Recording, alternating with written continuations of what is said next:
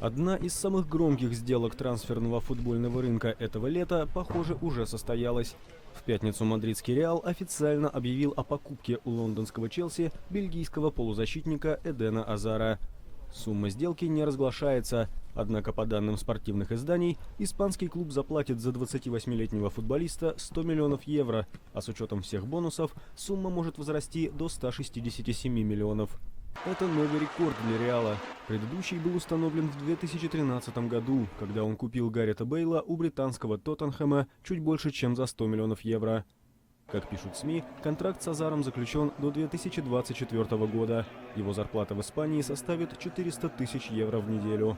Эден Азар перешел в Челси из французского Лилля в 2012 году. В составе лондонского клуба он провел 351 встречу во всех турнирах, забил 108 мячей, дважды становился чемпионом Англии, выиграл Лигу Европы, завоевал Кубок Англии и Кубок Лиги. Прошлым летом перед чемпионатом мира Азар был назначен капитаном сборной Бельгии на постоянной основе. На турнире он в составе национальной команды завоевал бронзу. Всего хавбэк провел за сборную 100 матчей и забил 30 голов.